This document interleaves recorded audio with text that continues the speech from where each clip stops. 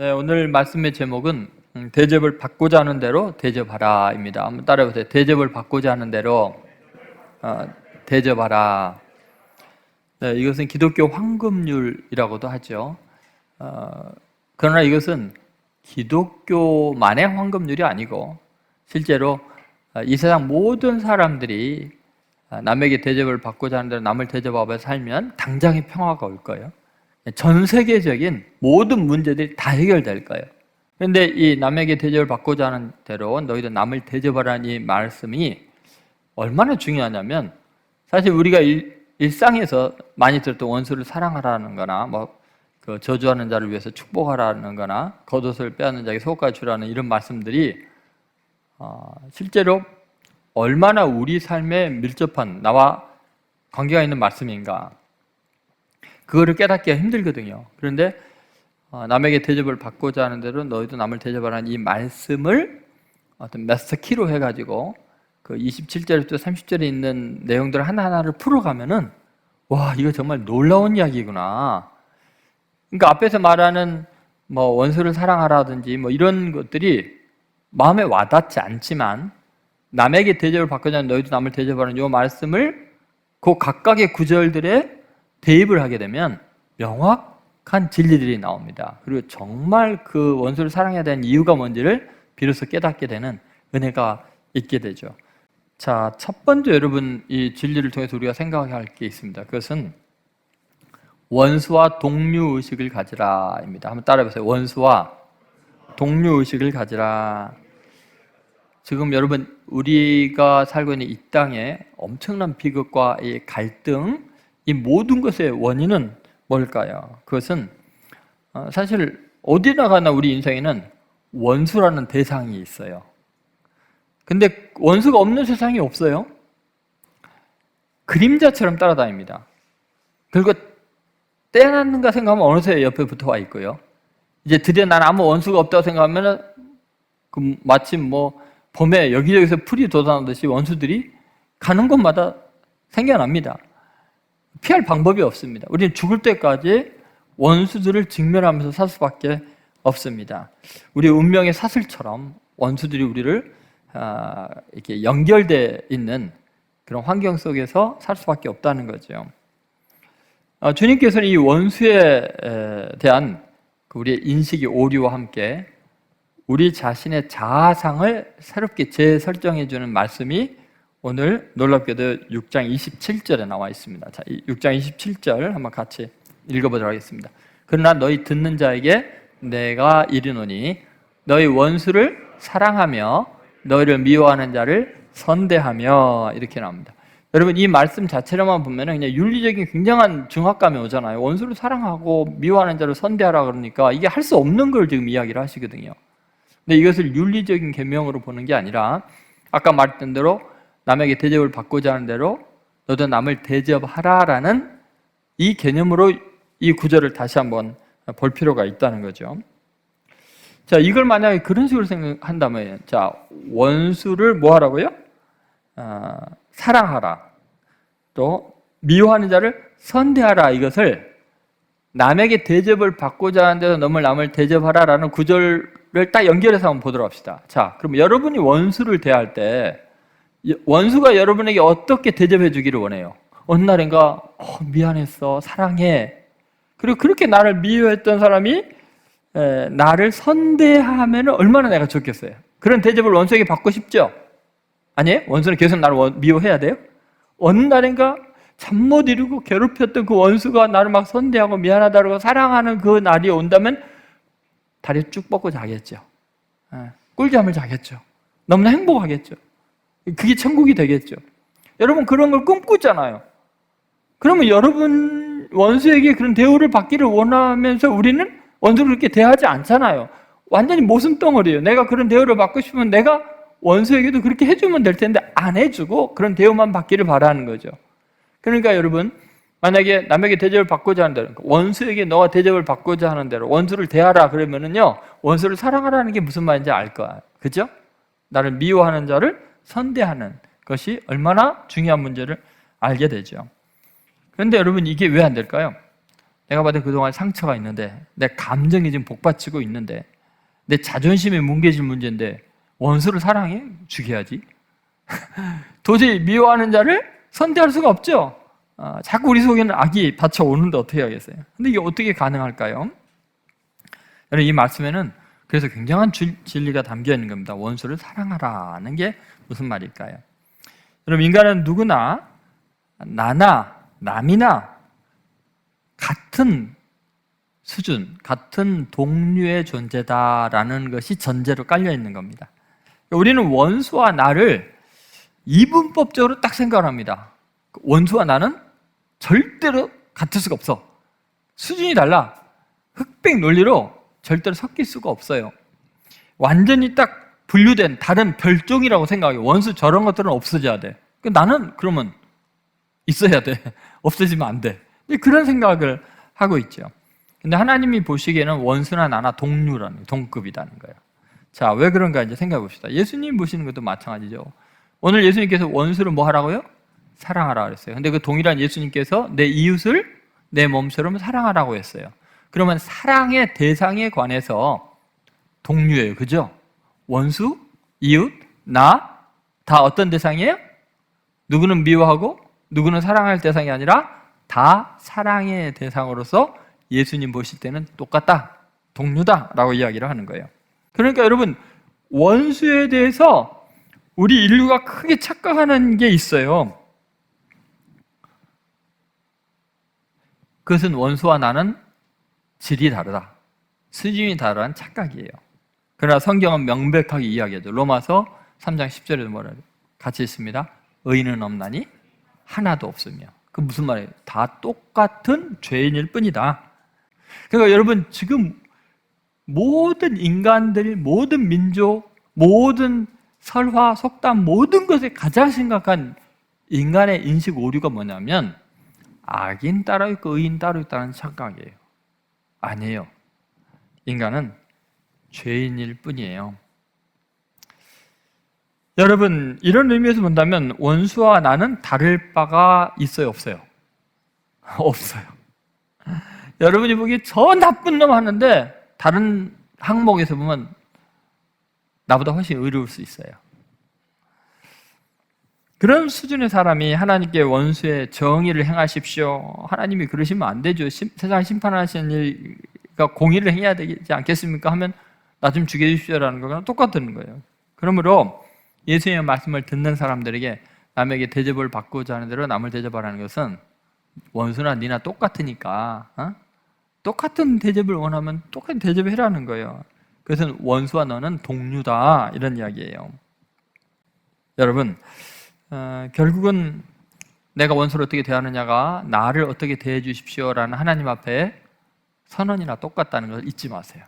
우리가 우리에게 죄 지은 자를 사하여 준 것 같이 우리의 죄를 사하여 주옵소서. 여러분, 꼭 원수와 동료의식을 갖는 성숙한 그리스도인들 되기를 주의 이름으로 소망합니다. 자, 두 번째 진리는 이거예요. 예수님과 일체감을 가지라는 거죠.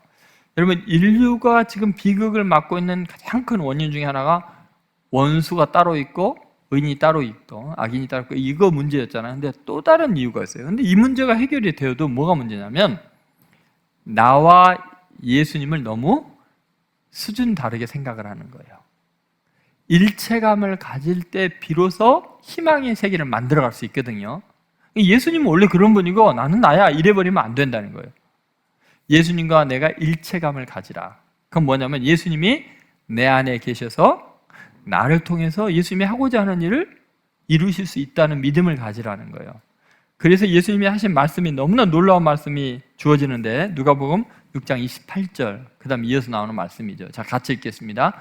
너희를 저주하는 자를 위하여 축복하며 너희를 모욕하는 자를 위하여 기도하라. 여러분, 이거 할 수 있어요?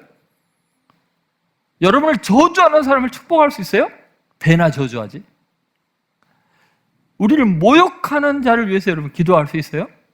고작 기껏 기도한다는 게 더 모욕을 주옵소서 막 이러겠지. 근데 여러분, 이건 예수님만 할 수 있는 거예요. 근데 예수님은 우리에게 그걸 요구하는 거예요. 여러분, 이 뭐를 의미할까요? 예수님만이 하실 수 있는 일을 내가 할 수 있다고 예수님이 이야기하는 거예요. 예수님과 일체감을 가지라는 거예요. 너무 갭을 느껴. 그건 예수님이라 할 수 있지. 나는 원수 절대 용서 못해요. 응? 나 저주하는 사람 나도 저주하고 말지. 이러지 말고 예수님께서 그렇게 예수님만이 할 수 있는 것 같은 일을 우리에게 말씀하시는 건 너나 나나 일체감을 가져야 된다. 이런 의미죠. 이것은 대단히 중요한 우리 인생에 있어서 원수를 주신 이유, 왜 원수와 일체감을 가져야 되는지를 설명해 주는 굉장히 중요한 말씀이에요. 그건 뭐냐면 우리 인생이 왜 존재하냐면 돈 더 많이 벌기 위해서가 아니에요. 유명해지기 위해서가 아니에요. 원수를 승화시키는 사명을 갖고 살아가는 거예요. 왜 주님은 우리를 구원하고 바로 데려가지 않을까? 왜 원수는 내 일생 죽는 순간까지 내가 아무리 거룩하게 살려도 원수는 따라다닐까? 그 이유가 뭐냐면 그 원수, 나를 저주하는 그 원수를 위해서 복을 빌어주고 모욕하는 사람을 위해서 기도해서 그 사람을 훌륭하게 변화시키는 것이 우리의 사명이고 예수님이 하신 일이 바로 그 일이기 때문에 우리도 그 일을 하라는 거예요. 여러분, 이것이 얼마나 중요한 이야기인지 모릅니다. 여러분, 이것은 뭐를 의미하냐면요, 예수님과 일체감을 갖는다는 거, 예수님만이 할 수 있는 이 일을 우리가 해야 된다는 것은 내 안에 예수님이 계신가, 그것을 확인하는 방법이에요. 주님과 내가 일체감을 가질 때만 원수가 변화될 수 있어요. 원수를 구원할 수 있어요. 그러면 정말 내가 죄인과 동류가 되듯이 하나님이 원하는 거면 내가 예수님과 일체감을 갖기를 원하시는, 그것이 바로 우리를 구원하신 목적이죠. 우리가 성화되기를 바라는 이유이죠. 사실 오늘 예수님의 말씀은 우리에게는 너무 어울리지 않는 말씀이죠. 사실 우리는 시편에 있는 수많은 원수를 저주하는 이야기들, 여러분 성경에 원수라는 단어가 무지하게 많이 나옵니다. 그런데 시편에 나오는 이야기 보면 원수들을 가만히 두지 말라는 거예요. 그냥 정말 그들의 자식들을 바위에 내리치시고 그들을 그냥 백발이 평안히 돌아가지 못하게 하시고 막 이런 저주문들이 많이 있어요. 근데 예수님은 이 구약에 나오는 저주와 다르게 원수를 사랑하고 저주하는 자를 위해 축복하고 기도하라고 나오잖아요. 도대체 이게 무슨 말일까? 그러면 성경이 뭐 구약의 하나님은 좀 수준이 낮고 신약의 하나님은 수준이 높고 그런 건가요? 그렇지 않아요. 같은 이야기예요. 여러분, 구약에서 원수에 대해서 이야기할 때 하나님 내가 그냥 갈기갈기 찢어놓겠습니다, 그런 표현을 안 해요. 원수를 하나님의 손에 맡깁니다 라고 이야기를 해요. 절대로 내가 직접 보복하지 않아요. 보복하는 일을 하나님께 맡겨요. 너무 속이 타니까 원수에 대한 원망과 저주를 퍼부어대죠. 하나님 제발 좀 가만두지 말아주십시오, 내가 너무 억울합니다, 이런 걸 하지만 내가 직접 처단하지는 않고 하나님의 손으로 해주십시오 라고 이야기를 해요. 그럼 하나님의 손은 그 원수를 어떻게 처단할까요? 오냐, 내가 원수 갚아줄게. 너가 억울해 하는 건 맞지. 내가 율법의 저주를 기록한 것은 그 범죄하고 악한 원수들을 처단하기 위한 거니까 너의 울부짖는 거, 너 잘못했다고, 너 사랑이 없다고 말하지 않을 거야. 얼마든지 탄원하고 원수를 저주하는 말 내가 다 받아줄게. 그리고 내가 시행할게. 여러분, 의로우신 하나님은요, 우리의 억울함을 결코 외면하지 않으세요. 다 갚아주셔요. 근데 문제는 뭐냐? 아까도 이야기했지만 그 원수를 처단하면 내가 죽으니까, 나도 원수이니까 결국은 예수님께 그 모든 저주가 쏟아져요. 시편에 있는 모든 저주는 예수님이 홀로 당하셔요. 그래서 시편 22편에 나의 하나님, 나의 하나님 어찌 날 버리셨나이까 했던 동일한 고백을 예수님이 십자가에서 하죠. 결국 원수에게 향한 모든 하나님의 진노가 예수님으로 쏟아지는 거예요. 예수님이 원수가 있어야 될 자리에 그 십자가의 저주에 홀로 매달리셔서 내가 당해야 될, 내가 원수로서 죄인으로서 받아야 될 형벌을 다 받고 계신 거예요. 그러니까 하나님이 시편에서 다윗을 비롯한 많은 사람들이 원한에 사무쳐서 원수를 저주하는 것을 금하지 않고 대신 내가 다 받을게, 너 억울한 거 다 풀어줄게, 그렇게 이야기를 하시는 거죠. 자, 그러면서 예수님은 바로 내가 받아야 될 그 저주의 그 자리에서 놀라운 이야기를 하고 있는 거예요. 자, 오늘 그 말씀 그대로 보세요. 너희를 저주하는 자를 위하여 축복하며 너희를 모욕하는 자를 위하여 기도하라고 하신 그 주님이 진짜 십자가에서 예수님은 그렇게 저주하는데 벌거 벗겨놓고 모욕을 주는데 예수님은 그들을 어때 축복해 주고 그들을 위해서 기도해 주셨어요. 여러분, 내가 당해야 되는 그 저주의 자리에 주님이 저주를 받으셔서 거기서 예수님이 하신 일이 뭐였냐면 저주 받아야 되는 대상을, 자기를 저주하는 그 대상을 축복해 줬고 기도해 줬다는 거예요. 그렇다면 우리가 있어야 할 그 자리에 예수님이 그 자리에서 그런 일을 하셨다면 우리가 해야 될 일은 뭐겠어요? 우리도 예수님이 나 대신 당한 그 자리에서 했던 그 고백을 우리도 해야 돼요. 그래야 죽음에서 나를 건지신 그분의 뜻대로 사는 것 아니겠어요? 그분의 죽음이 헛되게 하지 않는 것이 아니겠어요? 그래서 사도 바울은 갈라디아서 2장 20절에 그 유명한 말씀을 하시죠. 같이 읽겠습니다. 이제는 내가 산 것이 아니요 오직 내 안에 그리스도께서 사신 것이라. 여러분, 예수님이 내 안에 사는 거예요. 내가 예수님 안에 사는 거예요. 그러니까 십자가의 저주를 받으시고 모욕을 당하시면서도 축복하고 기도하신 것처럼 내 안에 예수님이 살아계시다면 이제는 예수님의 원하시는 대로 나를 저주하는 사람을 축복하고 나에게 모욕을 주는 사람을 위해서 기도할 수 있어야 돼요. 다시 말해서 예수님과 우리의 일체감을 예수님은 느끼기를 원하시는 거예요. 그것을 경험하기를 원하시는 거예요. 저는 그리스도인 여러분들이 오늘 이 말씀을 꼭 기억하시기 바랍니다. 오늘 이 왜 저주하는 자를 축복하라고 하는지, 모욕하는 자를 위해서 기도하라고 하는지, 그것은 우리에게 예수님의 일체감과 사명의식, 원수를 형제로 바꾸는 엄청난 기적의 하나님 나라의 일을 이루라고 그러신 줄로 믿습니다. 자, 마지막 세 번째는 소유권을 하나님께 넘기라입니다. 따라해보세요. 소유권을 하나님께 넘기라. 자, 여러분, 이 땅의 비극의 원인이 의인과 악인을 구분하는 거, 다시 말해서 원수와 나를 분리하는 그 문제.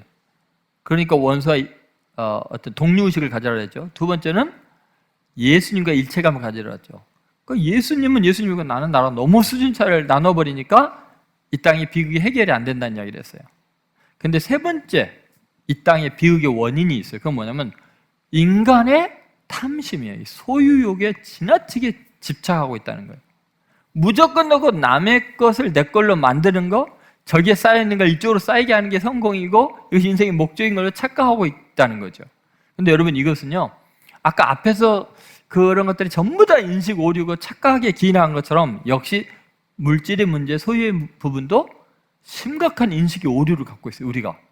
그러니까 우리는 당연하다고 생각하는 세상의 모든 경제적인 원리가 사실은 이게 엉터리라는 거예요. 영적인 진리를, 하나님의 원리, 세상을 다스리는 하나님의 입장에서 볼 때 말도 안 되는 거짓 허상에 속고 있다는 거죠.